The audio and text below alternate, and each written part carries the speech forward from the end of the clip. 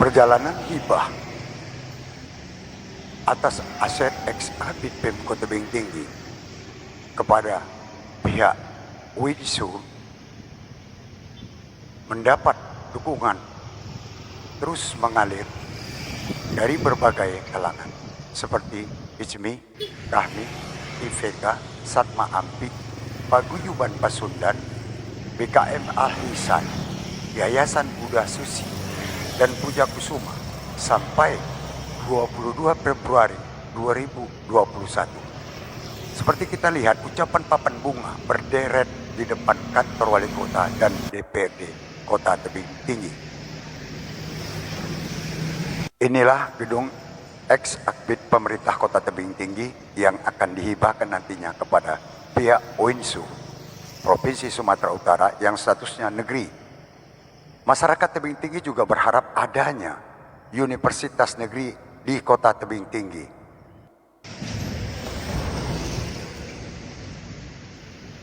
Keadaan yang kurang terawat, gedung beserta lahan yang ada kurang perawatan selama ini sehingga lalang-lalang tumbuh di sana sini.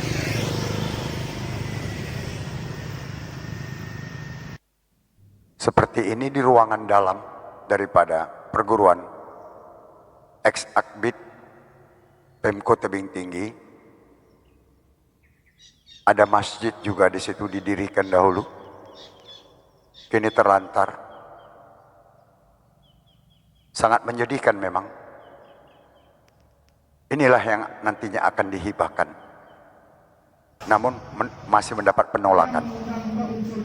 Dewan Pimpinan Daerah DPD, Komite Nasional Pemuda Indonesia KNPI Kota Tebing Tinggi gelar diskusi publik dan terbuka untuk umum terkait permasalahan hibah ex akbid pemerintah Kota Tebing Tinggi pada 20 Februari 2021 di KP Tebing Tinggi.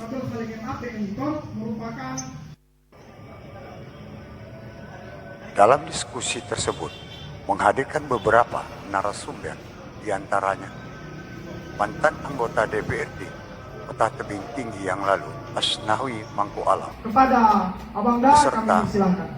seorang aktivis Dr. Andus Abdul Khalid Soalan hibah bukan urusan setuju atau tidak setuju, yang juga dihadiri dari berbagai organisasi kemasyarakatan seperti GMF KPPI, PPM, SAPMA, Pemuda Pancasila, Pemuda Muhammadiyah, BKPRMI, serta Hipakat, dan beberapa orang pengacara di Kota Tebing Tinggi. kalau tak ada itu, setiap kali, ini filosofis tanah ya, setiap kali seseorang itu menjual tanahnya, maka derajat kemakmurannya akan turun. Contoh, kau punya rumah, harganya 250 juta. Kau jual 250 juta, kau pegang mana itu. Tapi pasti kau akan membeli rumah yang lebih murah dari tanahmu itu. Itu artinya derajat kemakmuran kalian turun. Dari 250 juta, kau beli mungkin tanah 200 juta. 50 juta kau pegang. Tapi harga tanah kau yang lama itu takkan bisa kau tebus dengan harga tanah yang baru. Itulah mahalnya tanah. Kalau kemudian tanah itu dijual begitu saja, dihibahkan begitu saja, dikontrakkan begitu saja, kalian siap-siap untuk melakukan itu. Itu saja. Assalamualaikum warahmatullahi wabarakatuh.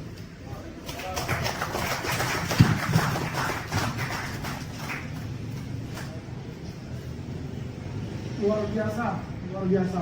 Bayangkan hibah sampai ini belum persetujuan dewan, tapi sudah terstempel stiker di kursi ex akbid di ruangan tersebut. Ini harus kita buka supaya jangan pembodohan, supaya jangan ada terjadi pembodohan nggak dalam proses-proses begini-begini, ya kan? Nah. Lalu selanjutnya hibah dapat diberikan katanya untuk ada kepentingan sosial, untuk ini, untuk ini, untuk ini. Salah satunya adalah untuk lembaga pendidikan non komersil. Semalam muncul ini klausul itu. Saya nggak tahu apakah UIN ini lembaga pendidikan non komersil atau enggak, tapi sepertinya komersil lah ya. Aku belum selesai karena belum bayar SPP, belum selesai. Bang, berarti kan komersil UIN ini kan? Tapi ada yang menyebutkan non komersil, lembaga pendidikan non komersil, hibah dapat diberikan untuk kepentingan sosial, kepentingan ini, kepentingan ini, kepentingan ini. Ada poin-poinnya, termasuk kepentingan pendidikan, lembaga pendidikan yang non komersial. Nah, timbul pertanyaan, apakah UIN ini termasuk lembaga pendidikan non komersil? Kalau non komersil, cepat aku selesai kemarin pas sarjana ya kan. Tapi sampai sini gara-gara ada tunggaan SPP, ya kan nggak bisa sidang, harus selesaikan dulu. Nah itu pertanyaannya. Lalu hitung-menghitunglah kita. Ini hitung-menghitung. Karena tema juga hitung-menghitung. 2 fakultas yang akan dibangun. Fakultas Kesehatan Masyarakat dan Fakultas Ekonomi Bisnis. Kita harus kaji, dibuat kajian. Kalaulah masih tamatan SMA di Kota Tinggi, kita taksir, ada nggak 1.000? 1.000 taman SMA yang ingin melanjutkan kuliah? Ada ya, 1.000 ya. Lalu bisa kita pastikan nggak 1.000 ini bakal kuliah di UIN? Kan nggak ada ukurannya kan? Kalaupun kuliah UIN, apakah bisa dipastikan mereka ngambil SKM? Apakah ngambil ekonomi bisnis Islam? Barangkali mereka sur dengan teknik sipil ya kan? Kepengen menjadi insinyur, kepengen jadi kedokteran, pengen jadi bla bla lah, jurusan-jurusan lain, ya kan? Nah, makanya kalau memang dikaji, diteliti secara katakanlah secara random, nah berarti bisalah ya kan. 1.000 mas tamatan SMA akan kuliah di UIN nanti apabila dibuka Fakultas Ekonomi Bisnis dan Fakultas Kesehatan Masyarakat. Nah, barangkali betul katanya bakal hiduplah kos-kosan, bakal hiduplah ini, bakal bergeliatlah ekonomi-ekonomi di sekitaran itu. Tapi sepertinya enggak lah, kamuflasenya nih. Udah kita contohkan Bina Karya kan, Kanton kan sering katakan tuh, Bina Karya itu tengok, ya kan, hidup, enggaknya, biasa-biasa aja ya kan, pelaku-pelaku usaha mikro di situ. Nah itulah yang tidak ada kajian-kajian oleh pemerintah kota Tebing Tinggi untuk melakukan hibah ini, ya kan. Saya secara pribadi kawan-kawan lebih baik, ini tawaran, lebih baik pemerintah menunda hibah ini. Sebaiknya kalaupun berkeinginan kuat untuk menghibahkan, sebaiknya di tahun depanlah anggarkan beli tanah. Misalnya pemerintah kemarin berani bayari tukar guling tanah di Sungai Segiling untuk kuburan COVID, ya kan, 3 atau 2 miliar itu. Kenapa itu nggak dilakukan? Tapi tahun depan lah nanti, ya kan, beli aja lahan yang di pinggir-pinggir, yang daerah yang kira-kira jauh dari pembangunan, supaya nanti dibangun situ, hidup pembangunan sana. Contoh misalnya Sungai Segiling, mana tahu ada 2 hektar atau 1,5 hektar lahan, bayari oleh Pemko, paling habis 2 miliar, 3 miliar. Nah, tahun depan dibahkan ke UIN, bangun UIN, lebih aman lagi. Ini hitung-hitung tuh ya kan, kita kan hitung-hitung nih. Mana ruginya kita menghibahkan aset 15 miliar ketimbang kita merugi menganggarkan 3 miliar atau 2 miliar untuk lahan. Nah, coba lah hitung-hitung. Kan jauh ruginya kita hibahkan, ya kan? Ya gitu. Untuk COVID kuburan Sungai Segiling itu bisa dibayar 2 miliar atau 3 miliar. Coba nanti kita tawarkan, kawan-kawan bisa lah bersuara untuk menawarkan. Tapi konsepnya tunda dulu. Nanti 2021 akhir pembahasan anggaran, udah anggarkan untuk pembelian lahan di daerah yang kira-kira jauh dari pembangunan. Nah, setelah itu hibahkan UIN. Nah, ini kita dukung. Itulah bentuk komitmen kita mendukung UIN. Tapi prosesnya tidak hibah lewat pola yang saya tawarkan tadi itu. Jauh lebih untungnya begitu. Lalu balik lagi cerita peristiwa Maret, ya kan? Siogianya bulan Maret, pembahasan APBD 2021 itu terjadi kalau nggak salah saya bulan November. Ya Bang, ya, bulan November. Pembahasan APBD, ketok APBD itu di DPR, November 2020 itu DPR membahas APBD 2021. Tapi lagi-lagi di pembahasan APBD 2021 di bulan November itu, apakah Oktober November, itu tidak mencuat rencana hibah ini. Siogianya itu harus tertampung di kebijakan umum anggaran. Ada namanya KUA PPAS, kebijakan umum anggaran plafon prioritas anggaran sementara. Itu sebelum menjadi ranperda APBD ada KUA PPS-nya dulu. Digodok oleh Banggar DPRD dengan mengundang eksekutif, ya kan? Ada tertampung siogianya, ada kebijakan umum itu ingin menghibahkan. Tapi karena itu tertutupi, tak ada itu. Nanti bisa cek lah KUA PPS-nya, KUA-nya lah. Minta nanti dokumen itu sama dewan-dewan yang terhormat.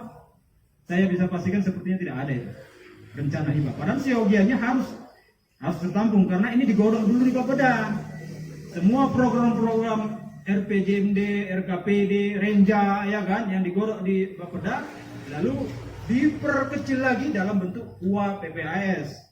Kebijakan umum anggaran plafon prioritas anggaran sementara, ya kan? Nah, kalau memang bulan Maret peristiwa itu, siogianya bulan November pada saat pembahasan itu harus tertampung di kebijakan umum anggaran rencana hibah ini. Kenapa? Karena berkaitan aset. Aset ini kita harus hitung. Dengan aset ini bisa kita konversikan dalam bentuk angka-angka, uang, nilai. Karena ini juga aset ini juga termasuk atensi loh. Kita tengok berita-berita jauh bulan-bulan lalu, BPK maupun KPK sudah ada mengeluarkan statementnya menjadi perhatian khusus ini pengelolaan aset ini, termasuk pajak dan lain sebagainya. Salah satunya aset. Maka ini dari rangkaian-rangkaian itu maka terjadi program ini. Nah, di KUA itu nggak ada. Itu dia kawan-kawan. Lalu siogianya, idealnya, walaupun sesungguhnya boleh, seharusnya adalah tim konsultan apresial.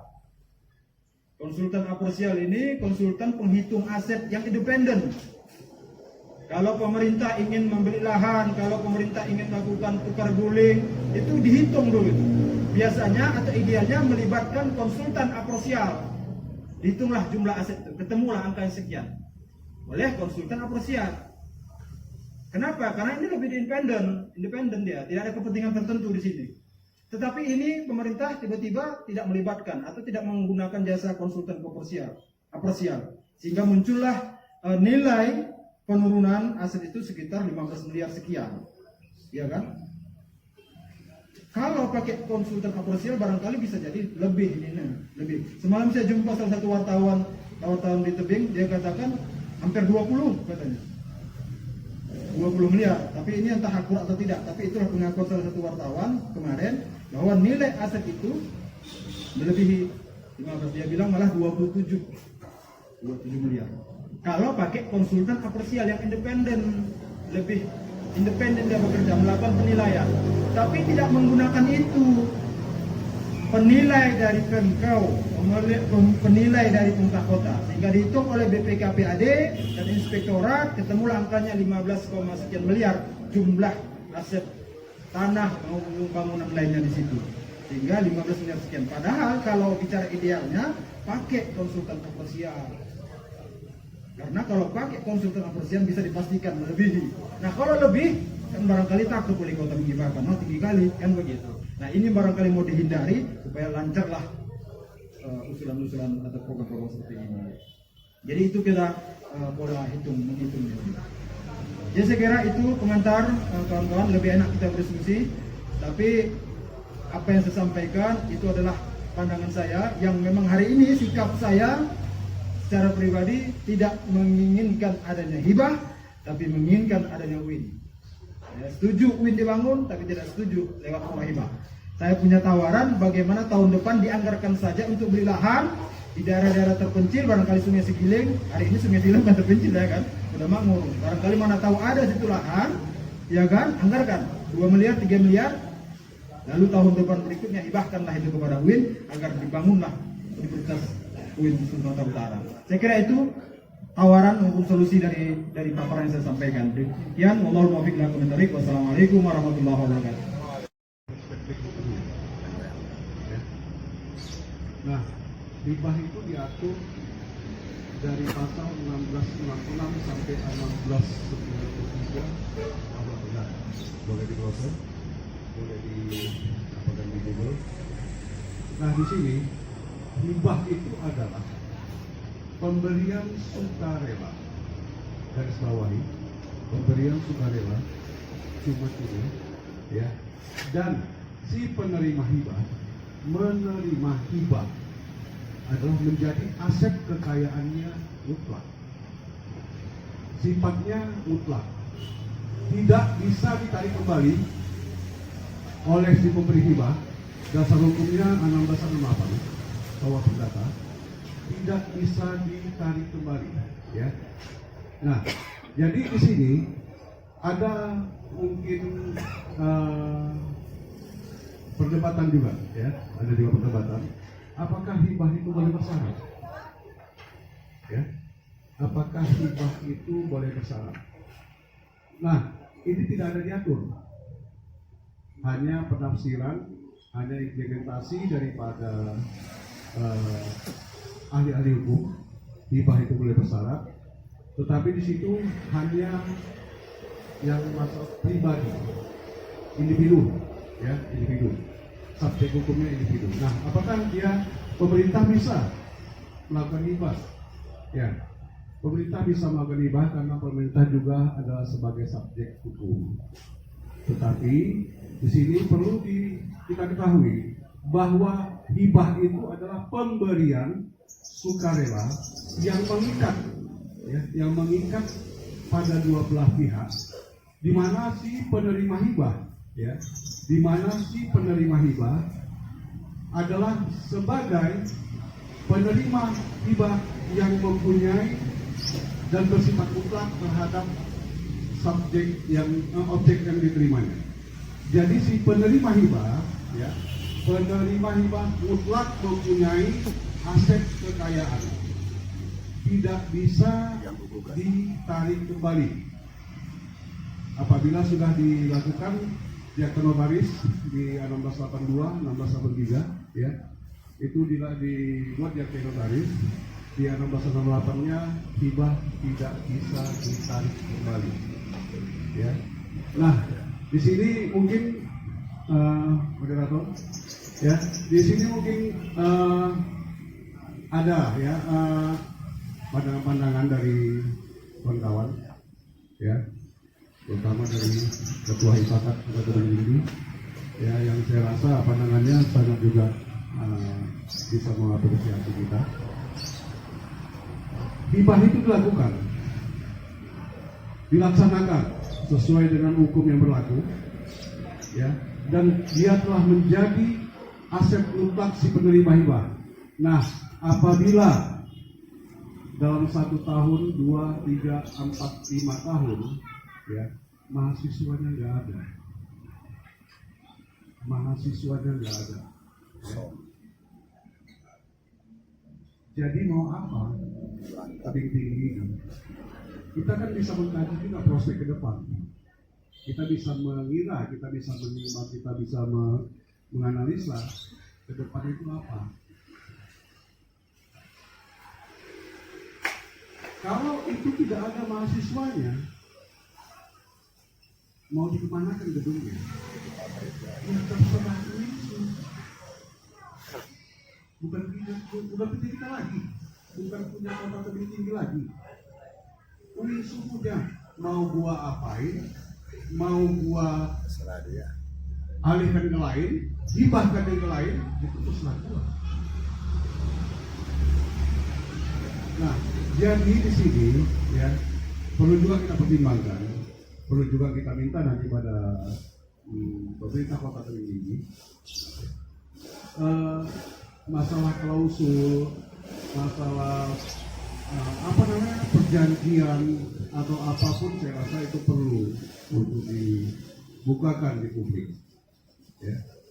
Karena daripada di sini berkembang antara yang pro dengan yang kontra, ya. Sebenarnya yang kontra ini bukan masalah UINSU-nya ada di tebing, hanya masalah hibah. Kalau UINSU-nya ada di tebing, kita sangat mendukung, sangat mendukung, ya. Nah, faktor geografis juga nanti ya perlu kita bahas juga. Apakah ada mahasiswanya di sini? Apabila ada jalan tol, ya, tidak ada jalan tol, kita apa? Tebing ini menjadi apa? akses dari Indrapura ke Medan cuma 1 jam 15 menit, dari Medan Siantar Medan cuma 1 jam setengah. Ya. Kalau Siantar sudah punya konektivitas ya, sudah punya. WISU juga ada di Siantar, WISU, dan itu maju, ya. Mahasiswanya ada banyak, USI atau yang lainnya. Ya. Nah, kalau penting ini kalau kita harapkan untuk jadi apa ya? Jadi sentra pendidikan saya rasa masih terlalu jauh. Ingat tadi dulu ya, waktu di tahun saya rasa tahun 2001, tahun 96-97 ya, dengan Pak almarhum Mahlul Wadi Sregar, kita kasihkan proposal kepada wali kota kita untuk supaya kota tebing tinggi ini dijadikan kota pendidikan. Ya. Jadi kita punya proposal, orang lain yang mengakui ini. Mungkin Pak Jokowi tahu itu sejarahnya. Ya. Nah, jadi yang saya tekankan di sini, bahwa hibah, ya, memberi hibah dengan penerima hibah. Objek hibah adalah kepunyaan mutlak daripada penerima hibah. Tidak bisa diganggu-gugat karena itu adalah aset kekayaan sendiri. Terima kasih. Mungkin dari ini, mungkin ada dari teman-teman yang lain. Oh ya, satu lagi. Saya rasa untuk dipublikasikan di media nggak ada masalah. Silakan. Naikkan terus. Kalau nggak ada orang lain yang ya, itu ada hipakat di situ. Ada Satma BP. Nggak ada warnanya kalian hadir di sini.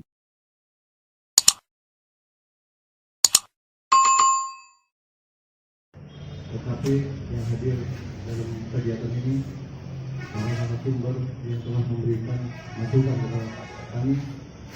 Saya menangkap dari 2 narasumber kita yang hari ini berbicara di depan kita mengenai hitung untung rugi masalah hibah. Yang pertama, saya tangkap pembicaraan dari Abang Dahlik, yaitu tentang kontrak-kontrak yang pernah dulu dilakukan, yang akhirnya lemah, semua hilang.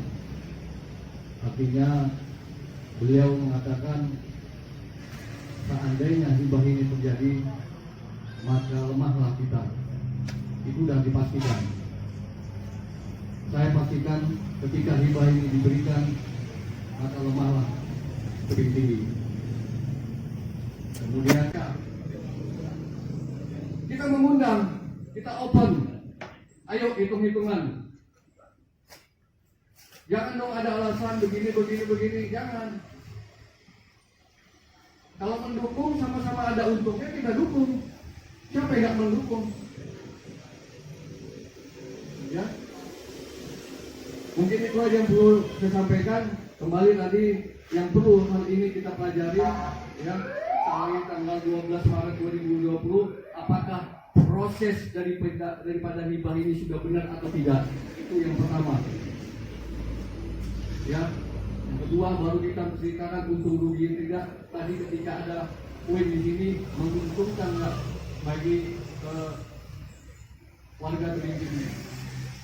Tapi saya boleh garis bawahi seperti kata Abang Dahlik, bahwasanya ketika kita memberikan ini, maka jatuhlah martabat kita. Dengan intinya, hari ini saya tegaskan, hibah ditunda. Kalau bisa pikirkanlah membangun sendiri, tidak usah menjual ataupun memberi aset yang sudah sangat minim. Terima kasih. Jadi Taufik Wijaya. Assalamualaikum warahmatullahi wabarakatuh. Eksa Putra melaporkan dari KP Legato Tebing Tinggi.